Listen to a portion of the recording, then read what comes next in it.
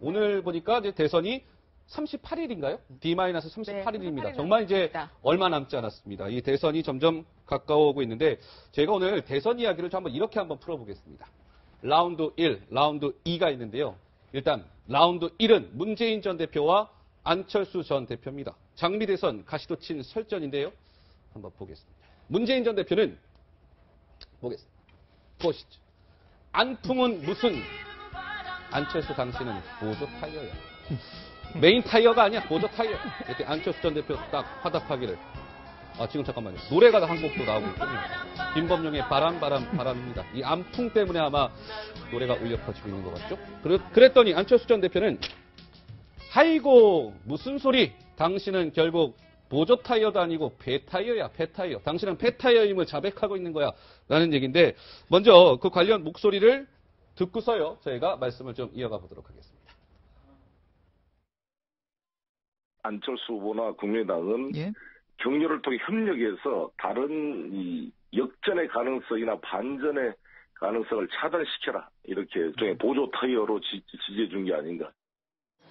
본인들이 폐타이어라고 자백하는 것 아니겠습니까? 우리 국민의당 중심으로 집권하기 위해 많은 분들이 힘을 합치실 겁니다. 아니, 지금 저는 사실 가장 눈에 띄는 게 지금 폐타이어라고 말하는 안철수 전 대표의 표정이거든요.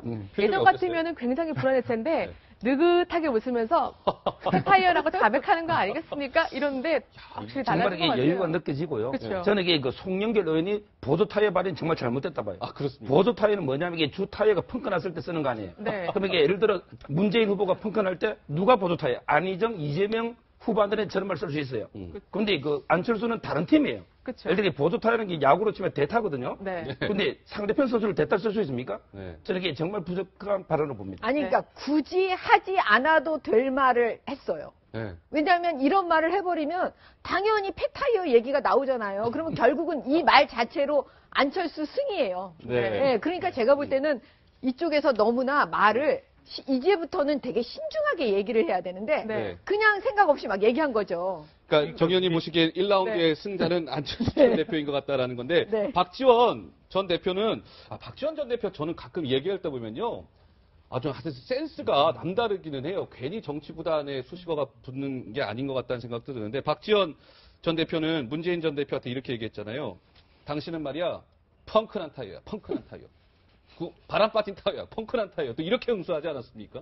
예. 지금 타이어 가지고 계속 싸우고 있잖아요. 왔다 갔다. 예. 뭐 펑크가 낫니 안 낫니 보조 타이어니 이렇게 하면 누가 제일 이득일까요? 안철수 전 대표가 이득이에요. 왜냐하면요. 지금 우리 코끼리는 생각하지 마라고 하는 책이 있잖아요. 거기에도 나오는 프레임 이론이 가장 이제 쉽게 표현해서 말씀드리면 그냥 코끼리 생각하지 마. 그럼 그 순간부터 머릿속에서 코끼리 생각하고 있다는 거예요. 네. 타이어 생각하지 마. 저거 보조 타이어야 라고 말하는 순간부터 이미 안철수란 사람은 문재인의 상대격이 돼버린 거예요.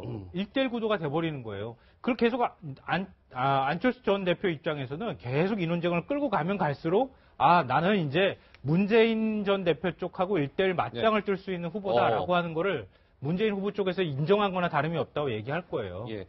요즘에 아마 시청자 여러분들도 그런 느낌 받으셨어요? 저는 이제 안철수 전 대표 TV에 나올 때 이렇게 인터뷰 같은 거 나오잖아요. 그러면 정말 이럴 때 쓰는 말인 것 같아요. 철수가 달라졌어요. 옛날 안철수 전 대표 보면 되게 이렇게 부끄러워하고 그랬잖아요. 요즘엔 목소리가 아주 쩌렁쩌렁합니다. 달라진 안철수 전 대표의 모습을 영상으로 모아봤습니다. 함께 한번 보시죠.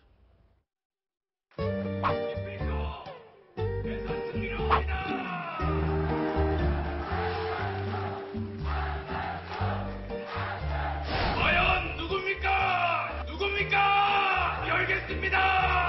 대신할 수 없는 미래, 저 안철수가 해내겠습니다, 여러분. 3당 체제 만든 당, 여소야대 만든 당, 어느 당입니까? 반디 하겠습니다. 확실하게 밀어주이소. 반드시 기필코 대선 승리로 보답하겠습니다.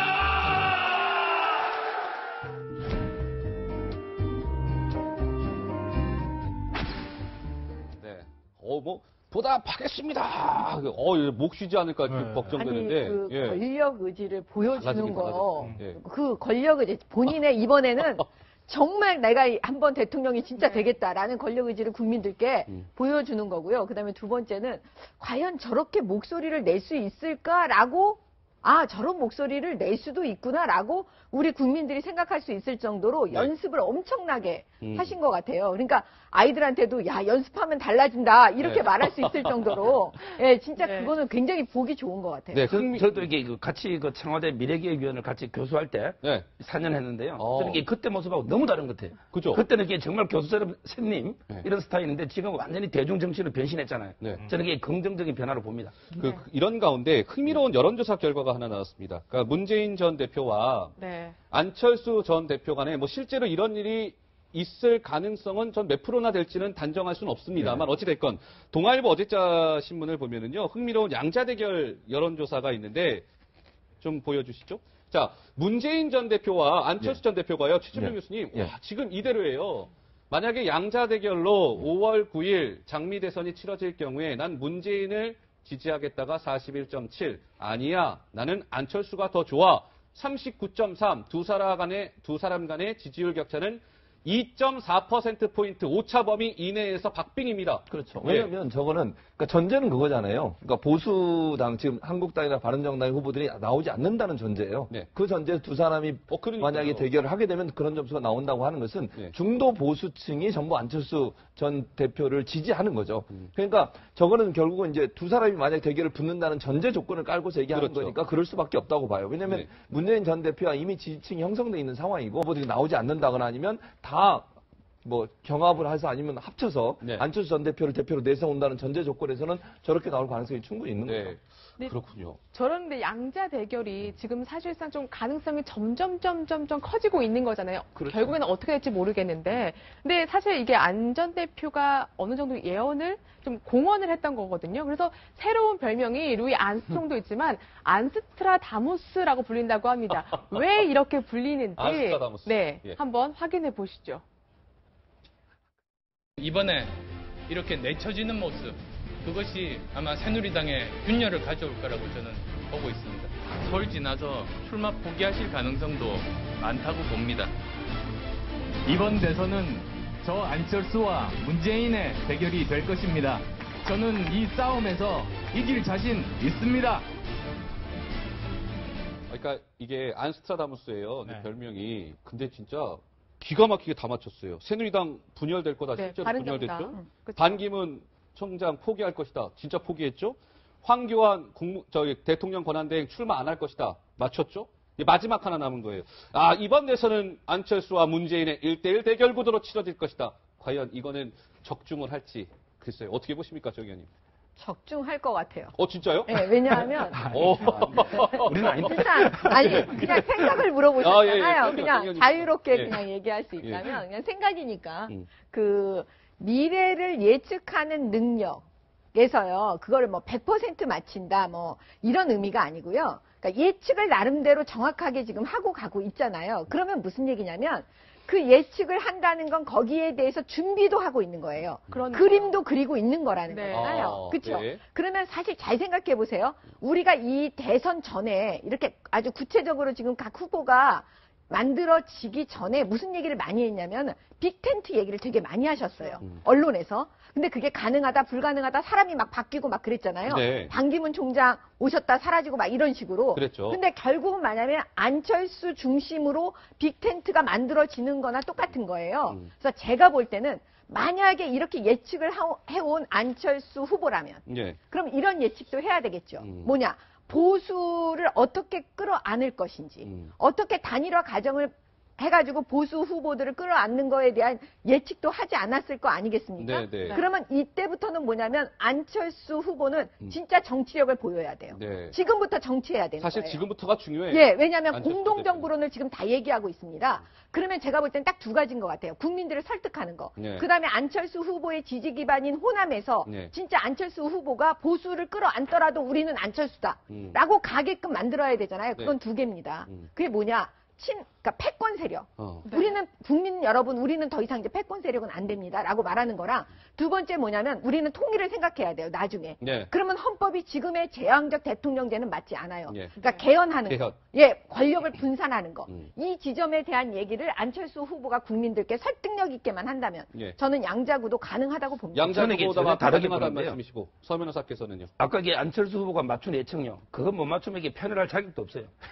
저도 이게 셋 다 맞췄거든요. 근데 제가 이게 제가 서스트라 다 묻습니까? 왜냐면 이게 반기문 낙마, 황교안 부출석은 당연한 거예요. 그렇게 못 맞췄다면 그건 패널 아까 자격이 없는 거고요. 근데 반 총장은 좀 달랐어요. 근데 두 번째 이유는 할 거라고 보는 분들도 있었다. 그다음에 두 번째 이유는요. 사실 이게 객관적으로 남의 거 예측하는 거하고요. 자기가 개입되는 예측은 틀려요. 왜냐면 이게 객관적인 예측 잘할 수 있어요. 그런데 안철수 후보가 본인이 둘이 된다는 건 본인이 포함된 예측은 희망이 포함된 거예요. 저는 이게 양대 대결로 안 보고 제가 보는 구도는 정말 이게 그 자유한국당과 바른당, 보수 단일해서 보수 후보 하나, 그다음에 중도 안철수 후보, 그다음에 진보 문재인 후보 이 3자 구도로 저는 봅니다. 자유한국당의 주장이에요. 어떻게 보셨어요, 평론가님? 오늘 제일 뜨겁게 지금 얘기를 하고 있는 것 같아요. 정 의원님도 제일 목소리 톤이 한턱 높아지신 것 같다는 느낌도 받는데요. 저는 그 예언 예측이라기보다는 안철수 전 대표가 바라는 대로 되고 있는 것이다. 그게 맞을 것 같아요. 본인이 이런 걸 바라고 있는데 그게 또 공교롭게 계속 맞아떨어지고 있는 거예요. 예측이라기보다는 그런 측면이 더 강하다고 보이고요.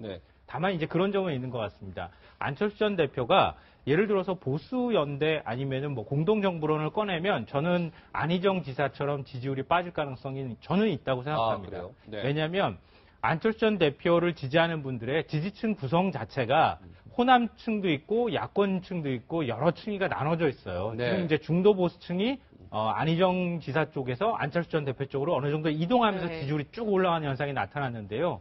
한쪽에서는 지지율이 올라가지만 보수연대 아니면 공동정부론 얘기하는 순간 호남하고 야권 지지층이 쭉 내려갈 거예요. 그러니까 결국 제로섬 게임이 된다는 거죠. 그러니까 안철수는 제가 볼 때는 바라던 바대로 되고 있으니까 본인이 원하고 싶은 대로 가고 싶은 길을 가라. 가고 싶은 길을 가야지 강철수의 모습을 보여줘야지 자꾸 자고우면 하면서 옆을 흘끼흘끼 쳐다보면 오히려 지지율이 빠질 가능성이 높다. 분명한 것은 이런 것 같아요. 그러니까 안철수 전 대표 입장에서는 점점 본인이 원하는 구도는 만들어지고 있는 것 같습니다. 그렇죠? 그게 100%는 아닐지언정 한 80% 이상은 만들어지고 있는 것 같아요. 중요한 건 안철수 전 대표 지금부터가 중요합니다. 하기 나름이다. 이렇게 좀 결론을 내도 될까요? 그리고 다음 한번 넘어가도 될까요? 맞습니다. 맞습니다.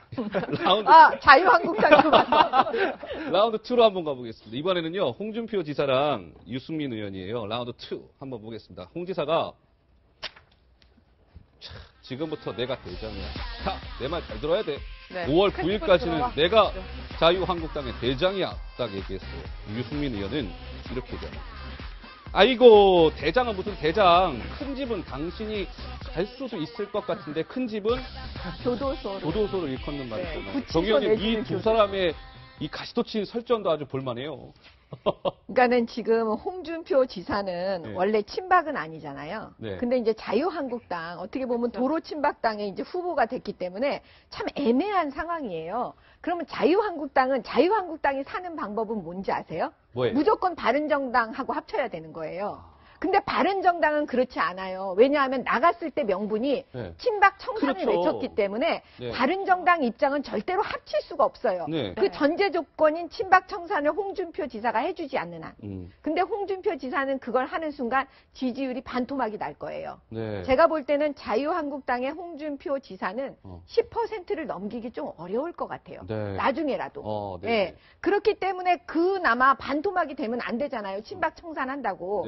그렇기 때문에 그냥 바른정당 너네는 들어와라 이렇게 얘기하는데 지금 유승민 의원 입장에서는 길게 보고 가는 거예요. 지금 이 국면을 보고 가는 게 아니에요. 왜냐하면 명분 있는 정치를 하려면 지금 순간만 보면 안 되잖아요. 그러면 홍준표 지사의 약점은 뭘까요?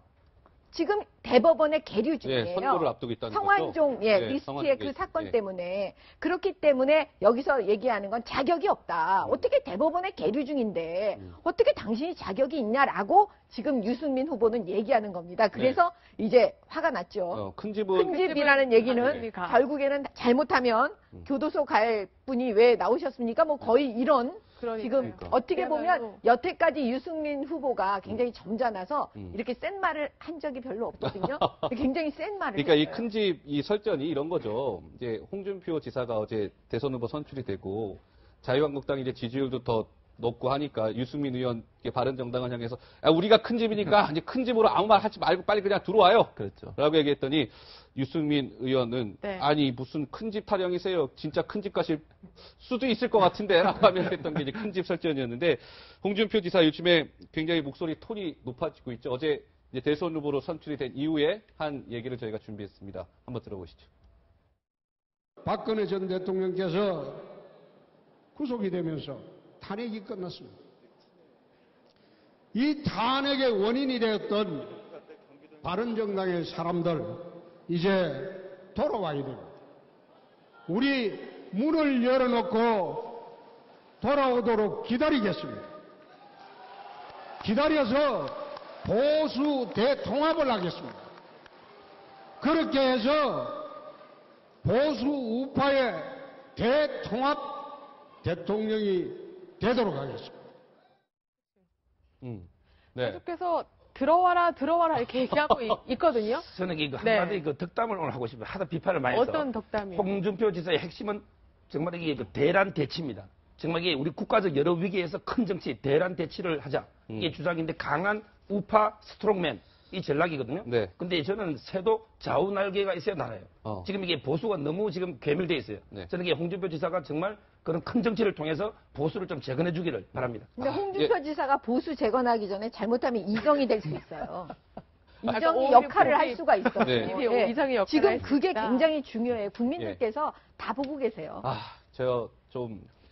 제가요, 홍준표 지사 사실 저희가 재밌는 그 목소리 하나 준비했는데 역시 이번 주도 좀 시간이 다 됐습니다. 1시간 방송 더 할까요? 그러면 좋을 것 같은데 못 예, 오늘 다음 주를 또 기약하면서 오늘 이번 주 말씀 여기서 정리하겠습니다. 오늘 말씀 잘 들었습니다. 고맙습니다. 감사합니다. 감사합니다.